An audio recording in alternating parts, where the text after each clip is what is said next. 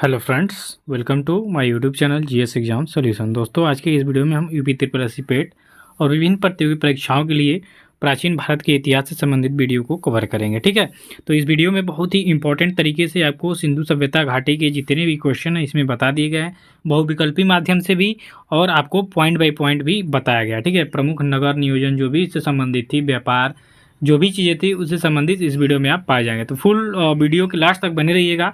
Full entertainment video है और बहुत ही आसान शब्दों में आपको लेके आए हैं। वीडियो पसंद आए तो लाइक कर दीजिएगा, कमेंट कर दीजिएगा, शेयर कर दीजिएगा और चैनल को सब्सक्राइब कर दीजिएगा। चलिए तो स्टार्ट करेंगे। देखिए, प्राचीन भारत के इतिहास में होता क्या है, तो इतिहास किसे कहते हैं समझिए।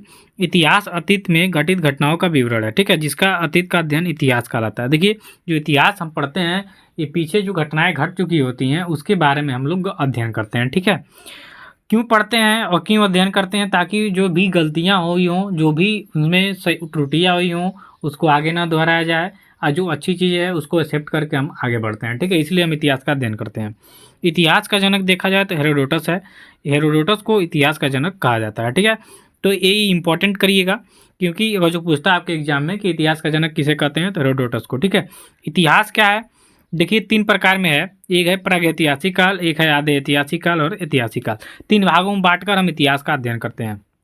जो आपका प्रागैतिहासिक काल है, इसमें क्या है, तो इस काल में मानव किसी लिपि और लेखन कला से परिचित नहीं था। यानी प्रागैतिहासिक काल में जो मानव थे वह किसी भी लिपि और लेखन कला से परिचित नहीं थे, जैसे कि पाषाण काल और ताम्र पाषाण काल। ठीक है, ये आपके प्रागैतिहासिक काल के स्पष्ट उदाहरण हैं। वैसे अधैतिहासिक काल में क्या है, तो इसमें लिपि से परिचित थे लेकिन लिपि को अभी तक पढ़ी नहीं जा चुकी है। ठीक है, यानी लिपि को अभी तक पढ़ा नहीं जा सका है। ये लिपि तो लिखते थे लेकिन वैसी लिपियां हैं जिसे अभी तक कोई भी वैज्ञानिक या पुरातात्विक इतिहासकार इसको पढ़ नहीं पाया है। ठीक है, तो इसमें आपका आ जाएगा हड़प्पा सिंधु सभ्यता। ठीक है, तो ये इसका उदाहरण हो जाएगा आपके आधे ऐतिहासिक काल का। चलिए नेक्स्ट क्वेश्चन की तरफ चलेंगे। तो नेक्स्ट क्वेश्चन में आपके कि ऐतिहासिक काल। ठीक है, तो ऐतिहासिक काल में क्या महत्वपूर्ण है इसको ध्यान देंगे। तो ऐतिहासिक काल यानी हिस्टोरिकल पीरियड जो है, इसमें लिपि से परिचित थे और लिपि पढ़ी भी जा सकी।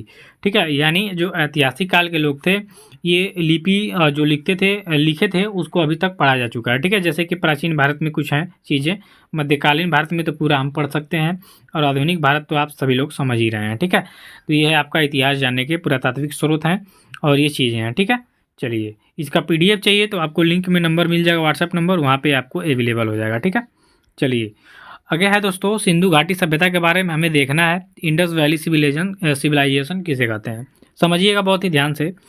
देखिए, यह सभ्यता सिंधु नदी के तट पर मिली, इसलिए इसे सिंधु सभ्यता कहते हैं। देखिए, सिंधु घाटी सभ्यता का नामकरण उसके सिंधु नदी के तट पर मिलने के कारण हुआ है। सीधा सीधा यहाँ से समझिए, जो सिंधु सभ्यता है यह सिंधु नदी के तट पर मिली थी सबसे पहले, तो इसे सिंधु घाटी का नाम दिया गया।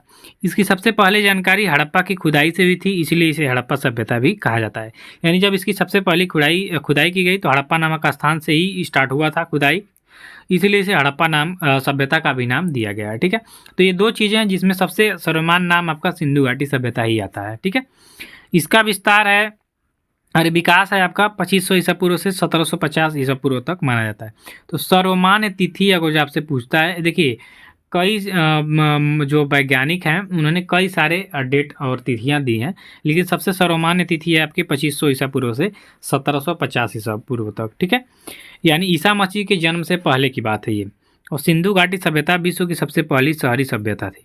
क्वेश्चन में आपके आता है कि विश्व की सबसे पहली शहरी सभ्यता कौन थी, तो आपकी सिंधु सभ्यता ही थी। ठीक है दोस्तों, देखिए जो चार्ल्स मैसन ने सबसे पहले एक पुरातात्विक व्यक्ति हैं, इन्होंने सबसे पहले 1826 में इसकी जानकारी दी थी, लेकिन इस पर कोई ध्यान नहीं दिया था। 1921 में तत्कालीन भारतीय पुरातत्व सर्वेक्षण विभाग के महानिदेशक सर जॉन मार्शल के समय राय बहादुर साहनी ने हड़प्पा की खोज की। अब देखिए 1826 में चार्ल्स मैसन ने बताया, लेकिन इस पर कोई ध्यान नहीं दिया।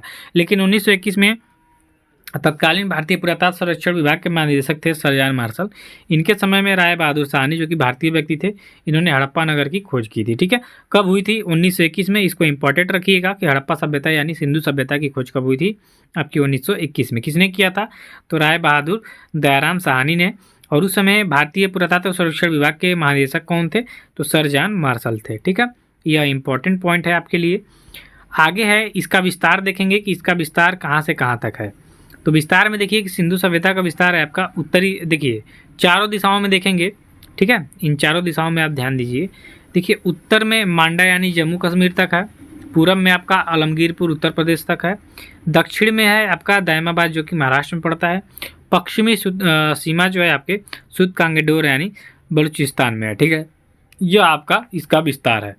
एक बार ध्यान दीजिए, उत्तरी सीमा जो है इसका मांडा जम्मू कश्मीर तक, दक्षिणी सीमा दायमाबाद महाराष्ट्र तक, पूर्वी सीमा आलमगीरपुर उत्तर प्रदेश तक और पश्चिमी सीमा इसका सुद कांगेडोर बलूचिस्तान तक, ठीक है।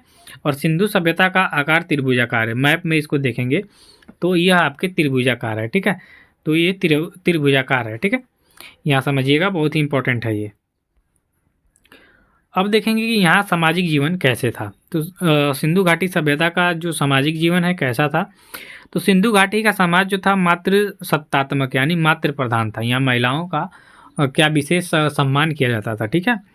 व्यवसाय के आधार पर समाज 4 भागों में विभाजित था, जैसे कि विद्वान, योद्धा, व्यापारी तथा मजदूर।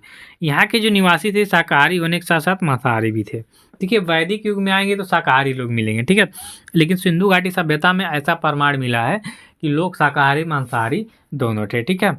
यहाँ मुख्य रूप से खाने में गेहूँ और जौ की रोटी का विशेषता था, ठीक है, यानी विशेष रूप से गेहूँ और जौ की रोटी को यहाँ पर खाया जाता था।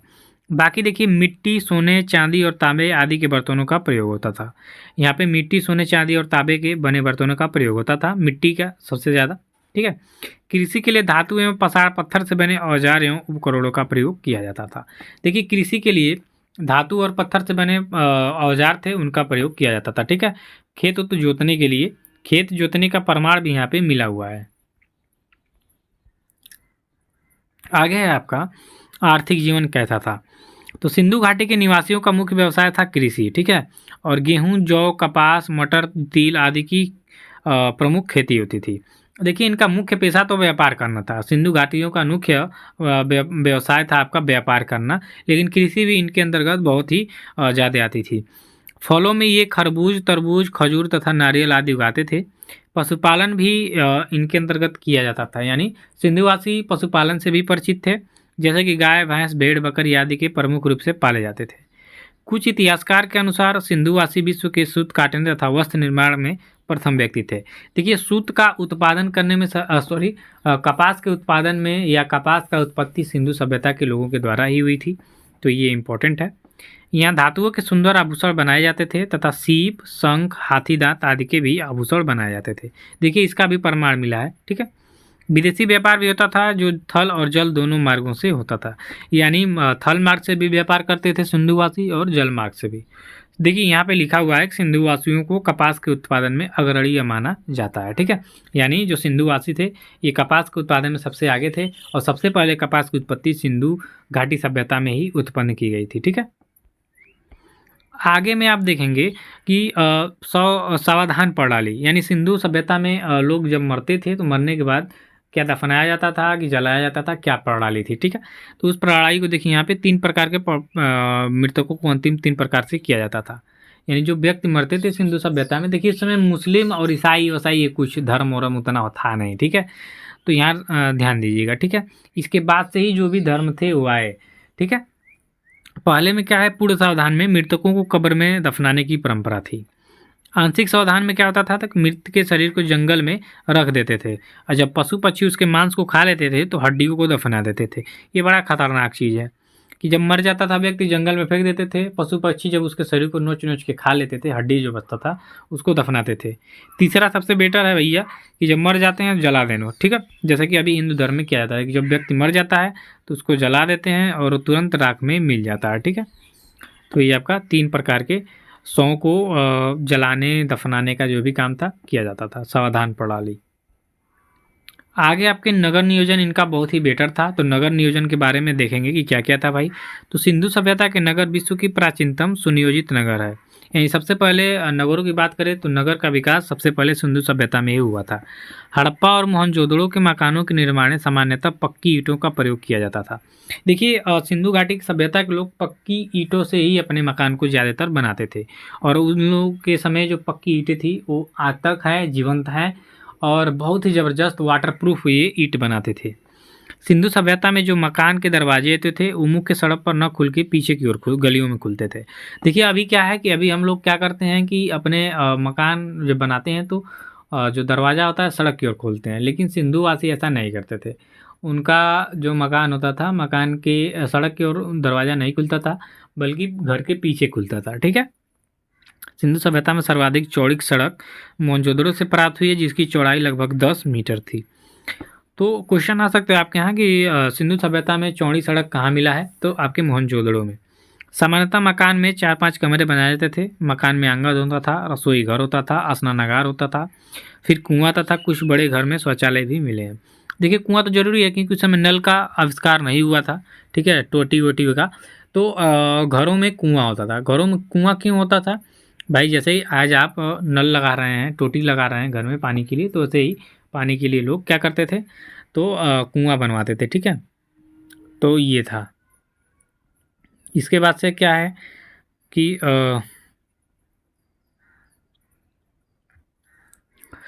सिंधु सभ्यता के लोगों ने सिंधु सभ्यता के जो लोग थे इनके घरों के विन्यास के लिए ग्रिड पद्धति अपनाई थी। मोहनजोदड़ो से प्राप्त स्नानागार संभवतः सिंधु सभ्यता की सबसे बड़ी इमारत है। तो जो आपके मोहनजोदड़ो से ये मिला है स्नानागार, यह सबसे बड़ी इमारत माना गया है सिंधु सभ्यता में। ये आग में पकी हुई मिट्टी को टेराकोटा कहा जाता था। यानी सिंधु सभ्यता में जो आग में पकी हुई मिट्टी होती थी उसे टेराकोटा कहा जाता था। याद रखिएगा टेराकोटा किसे कहा जाता था, तो आग में पकी हुई मिट्टी को। ये क्वेश्चन आता है, ध्यान दीजिएगा। अब सिंधु घाटी सभ्यता के प्रमुख जो स्थल हैं उनके बारे में देख लेंगे। तो यहाँ है कि इसकी हड़प्पा जो थी इसकी खुदाई 1921 में की गई थी। अभी हमने जस्ट चर्चा किया था। तो इसकी खुदाई दयाराम साहनी ने 1921 में की गई। यह रावी नदी के तट पर वर्तमान में पाकिस्तान में स्थित है और यहाँ से निम्नलिखित वस्तुएं मिली थी। सबसे पहले तो मनुष्य के शरीर की बलुआ पत्थर की बनी मूर्तियाँ, अन्नागार मिला, बैलगाड़ी मिला, श्रमिक आवास मिला और कब्रिस्तान मिला। यह चीज़ें आपकी मिली हैं हड़प्पा से। ठीक है, और हड़प्पा किस नदी के किनारे स्थित है, तो रावी नदी के तट पे। किसने खोज किया? दयाराम साहनी ने। कब किया? 1921 में। और इसकी वर्तमान में अवस्थिति कहाँ है दोस्तों, तो यह वर्तमान में आपके पाकिस्तान में स्थित है। आगे के क्वेश्चन को देखेंगे तो आगे है आपका मोहनजोदड़ो। इसकी 1922 में खोज हुई।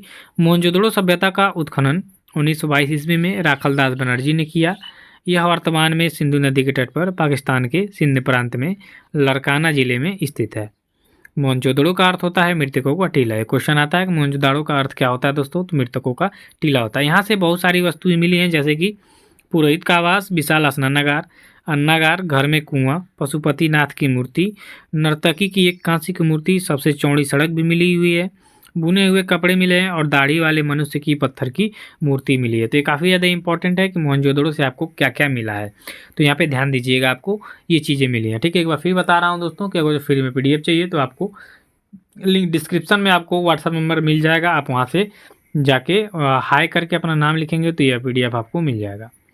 रोपड़ में क्या मिला? इसकी खोज हुई 1953 से 56 तक खुदाई चला। इसकी खुदाई जगदत्त शर्मा ने की और यह वर्तमान में पंजाब के सतलज नदी के किनारे पर स्थित है। यहाँ से भी वस्तुएं मिली हैं। इस स्थल की मुख्य विशेषता यह थी कि इस स्थल के घरों के दरवाजे जो थे मुख्य सड़क की ओर ही खुलते थे।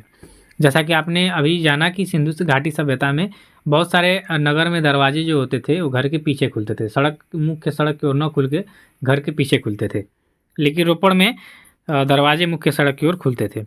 इस स्थान से कब्रिस्तान से मनुष्य के साथ पालतू कुत्तों को दफनाए जाने के प्रमाण मिले हैं।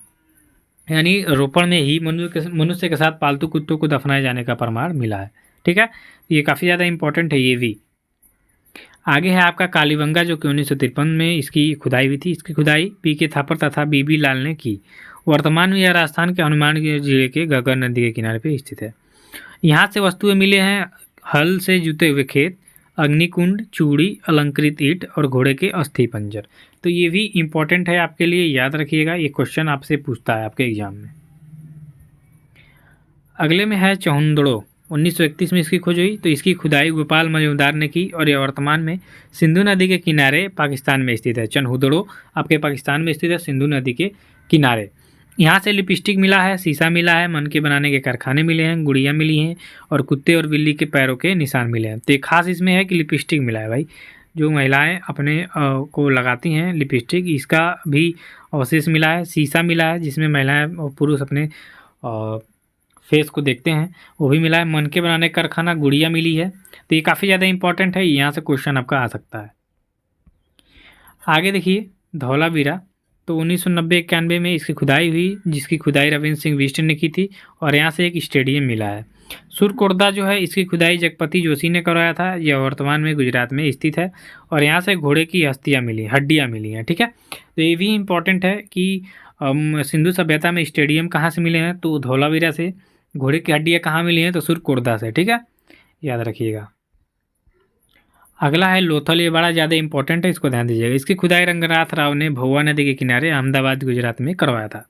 ठीक है, यानी लोथल भगवा नदी के तट पे स्थित है, और इसकी खुदाई रंगनाथ राव ने किया था। ये गुजरात में स्थित है।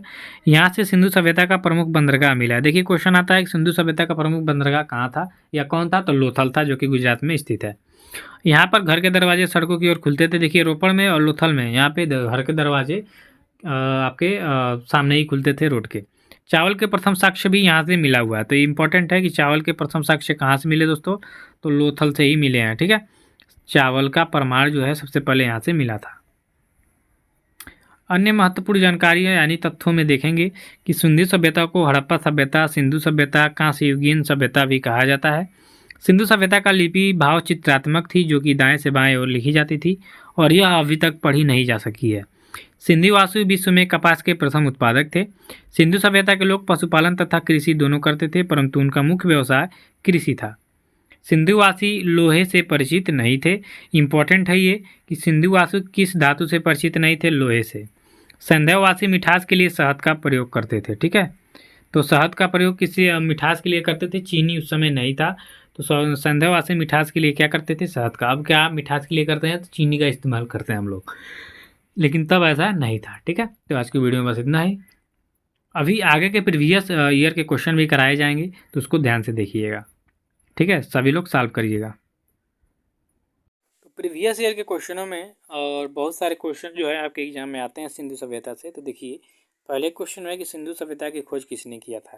तो जैसा कि अभी हमने कई बार चर्चा कर लिया है कि सिंधु सभ्यता की खोज आपके दयाराम साहनी ने किया था 1921 में। तो विकल्प यहाँ जो आपका ये होगा, इसका सही उत्तर हो जाएगा कि सिंधु घाटी सभ्यता की खोज आपके दयाराम साहनी ने, राय बहादुर दयाराम साहनी ने, सर जॉन मार्शल जो कि पुरातात्विक विभाग सर्वेक्षण के महानिदेशक थे, इनकी देखरेख में इन्होंने किया था। ठीक है, तो याद रखिएगा। इसके बाद है आपका, इसका विकल्प ये हो जाएगा। अगले क्वेश्चन में है आपका कि सिंधु घाट सभ्यता का प्रमुख बंदरगाह कौन है। तो सिंधु सभ्यता का प्रमुख बंदरगाह मैंने बताया आपकी कि लोथल था। ठीक है, जो कि भगवा नदी के किनारे गुजरात में स्थित है। तो इसका राइट आंसर हो जाएगा आपका विकल्प भी, कि सिंधु सभ्यता का प्रमुख बंदरगाह आपका लोथल है। नेक्स्ट क्वेश्चन है तीसरे नंबर का कि जूते हुए खेत और नक्काशीदार ईंटों के प्रयोग के साक्ष्य कहाँ से मिले हैं। तो अभी आपको हर एक चीज़ में इसमें कवर कराया गया। यह मिला आपके कालीबंगन से। ठीक है, ये क्वेश्चन आपका सभी आया है किसी न किसी एग्जाम में, तो विकल्प सी इसका राइट आंसर हो जाएगा।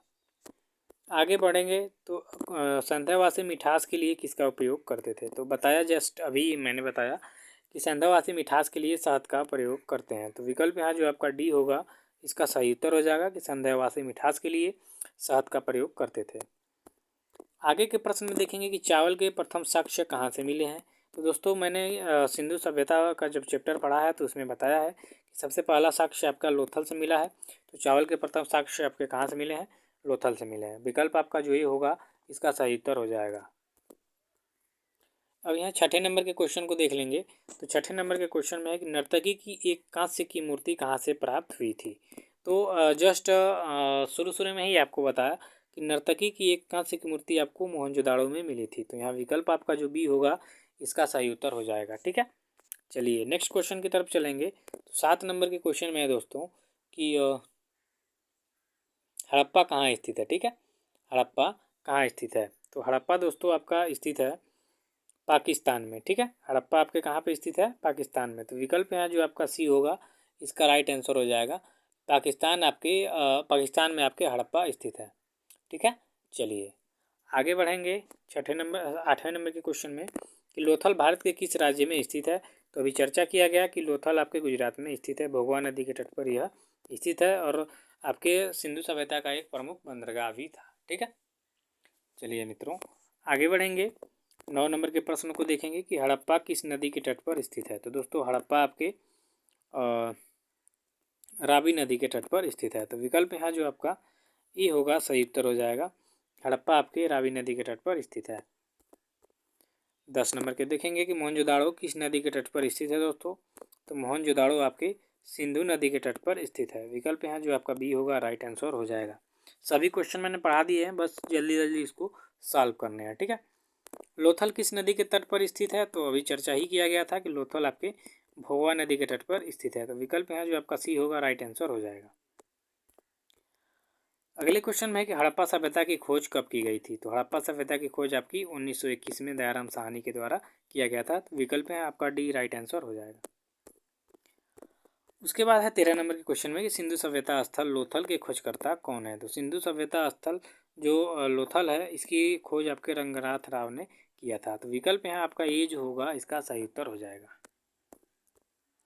14 नंबर के क्वेश्चन में मनोरंजन के लिए संध्यावासी किसका प्रयोग करते थे। तो दोस्तों मनोरंजन के लिए जो संध्यावासी थे ये मछली पकड़ना, शिकार करना और चौपाड़ और पासा खेलना इन सभी का प्रयोग करते थे।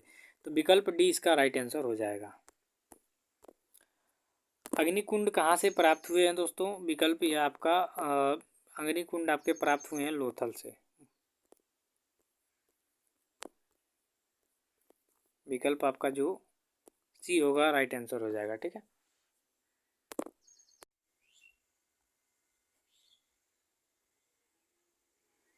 अब यहाँ आपका है क्वेश्चन कि मनके बनाने के कारखाने आपके कहाँ से मिले हैं, ठीक है। तो मनके बनाने के जो कारखाने हैं दोस्तों वो मिले हैं आपके चमहोदड़ों से। तो विकल्प यहाँ जो आपका बी होगा वो राइट आंसर हो जाएगा, ठीक है।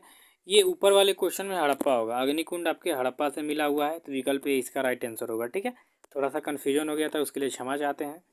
17 नंबर के क्वेश्चन में है कि सिंधु सभ्यता की लिपि कैसी थी। तो सिंधु सभ्यता की लिपि जो थी वो भाव चित्रात्मक थी। विकल्प यहाँ जो ये होगा आपका राइट आंसर हो जाएगा कि सिंधु सभ्यता की लिपि भाव चित्रात्मक थी, ठीक है।